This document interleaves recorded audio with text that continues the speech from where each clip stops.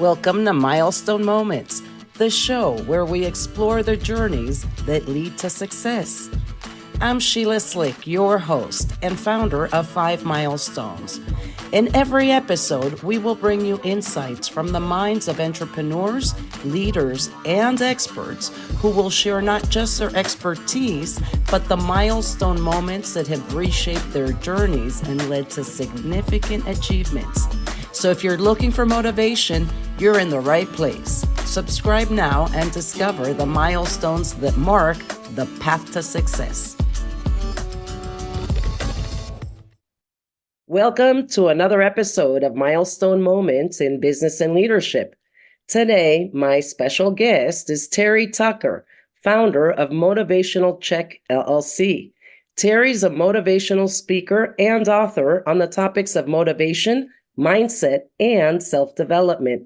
He has a business administration degree from the Citadel and a master's degree from Boston University. In his professional career, Terry has been a marketing executive, a hospital administrator, a SWAT team hostage negotiator, a high school basketball coach, a business owner, and a motivational speaker.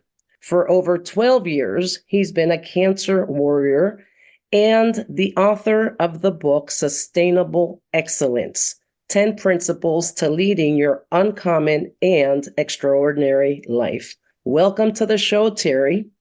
Sheila, thanks for having me on. I'm really looking forward to talking with you today.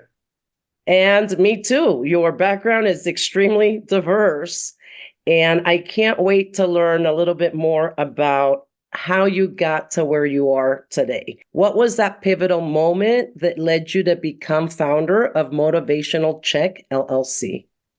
I think I really have to go back to right after I graduated from college. I moved home to find a job. I was actually the first person in my family to graduate from college, and I was all set to make my mark on the world, with my newly obtained business administration degree. And I look back now and realize I knew nothing about business just because I had a degree. But my dad was dying of cancer. And in all honesty, I wanted to follow in my grandfather's footsteps. My grandfather was a Chicago police officer from 1924 to 1954 and was actually shot in the line of duty with his own gun. So when I expressed an interest in doing that, my father, who was an infant when his father was shot, was like, absolutely not. You're going to college. You're going to major in business. You're going to get out, get married, have 2.4 kids, and live happily ever after. But that's what my dad wanted me to do. That's not what I felt my purpose, my calling in life was. So I had a decision to make. I could have said, sorry, Dad, I'm going to go blaze my own trail and follow in Papa George's footsteps, or out of love and respect for you, I will do what you want me to do. So that's kind of, if you look at my resume, my first few jobs were in business because that's what my father wanted me to do. But that's the one thing, I guess, that I'm proudest of, if I'm even saying that right, or most proud of in my life. I never let my dream die.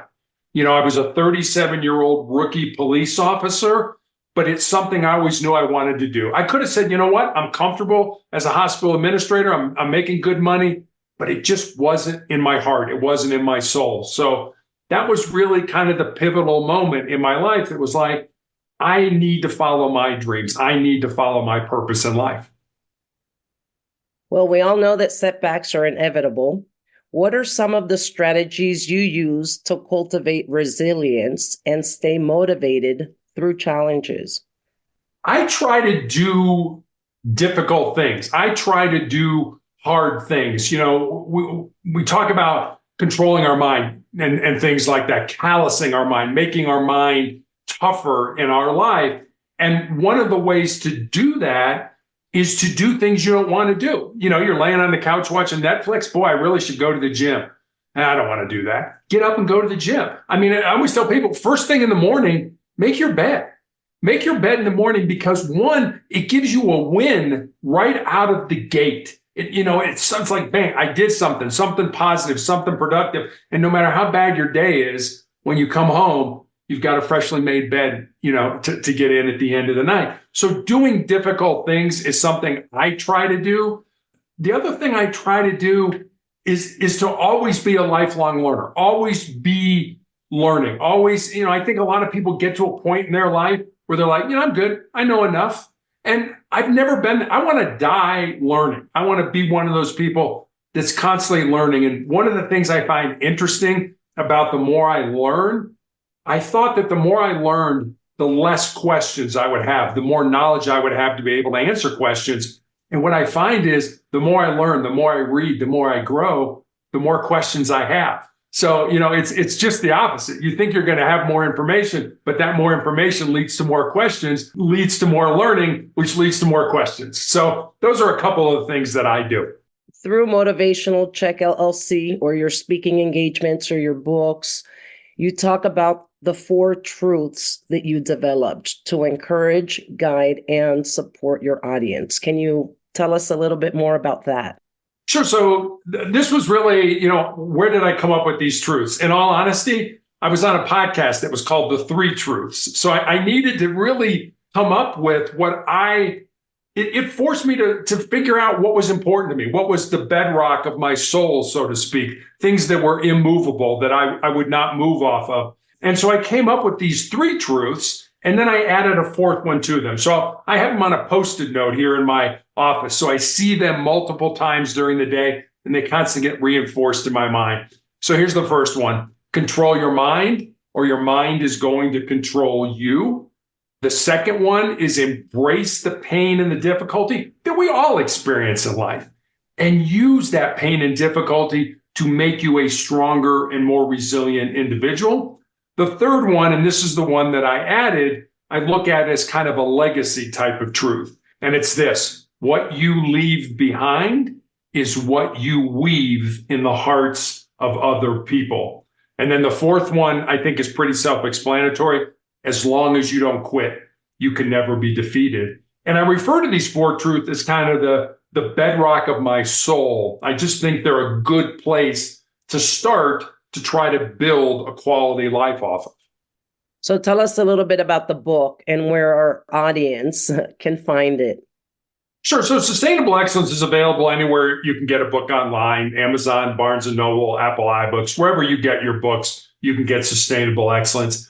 And the book was really born out of 2 conversations I had. You mentioned that I was a high school basketball coach. I coached girls' high school basketball when we lived in Texas. And I had one of my former players move to the area in Colorado where my wife and I live now with her fiance. And the 4 of us had dinner one night. And after dinner, I remember saying to her that I was excited that she was living close and I could watch her find and live her purpose. And she got real quiet. And she looked at me and she was like, "Well, Coach, what do you think my purpose is?"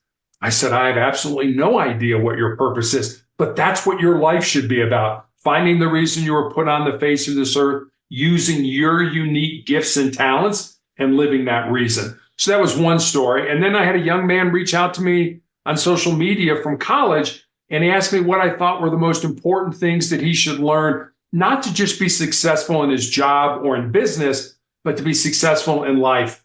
And I didn't want to give him that, get up early, work hard, help others. I didn't want to give him sort of the cliches that we all know. I wanted to see if I could go deeper with him. So I spent some time taking some notes and eventually came up with these 10 principles.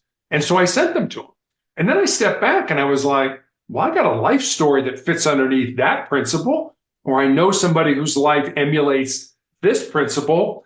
So in 2020, right after I had my leg amputated because of my cancer, when I was healing, I sat down at the computer every day and I built stories, and they're real stories about real people underneath each of the principles. And that's how Sustainable Excellence came to be. So what is your next milestone? My next milestone is another book. Sustainable Excellence is a book about success. I'd like to write another book, and I have a first draft that I just finished.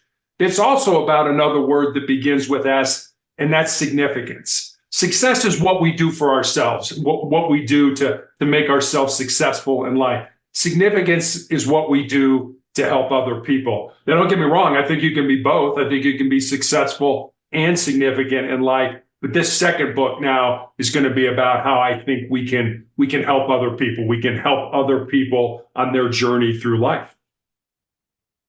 About like that negotiation skill you learned in the SWAT team. I bet you that would have some really interesting lessons behind it.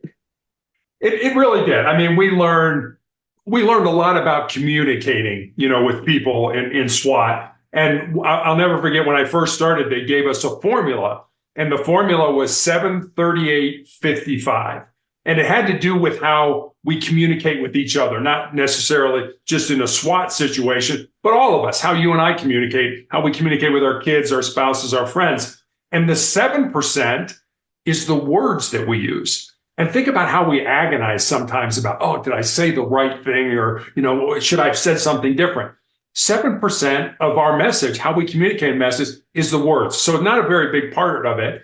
38% is the tone of voice that we use with those words.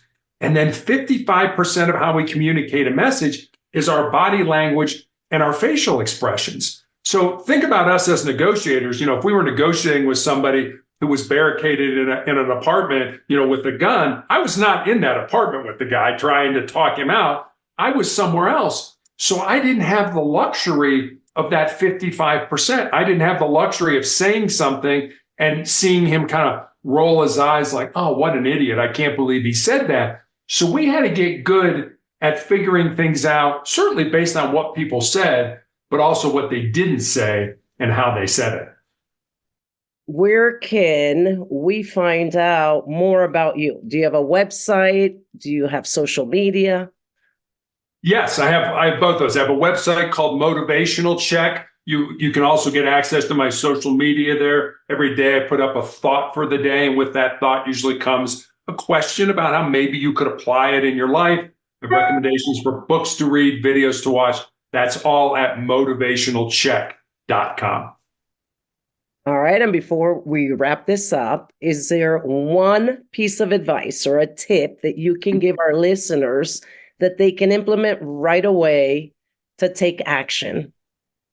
Yeah, let me tell you a story. I think I could give you a tip, but I think it's better to tell a story to try to illustrate the tip.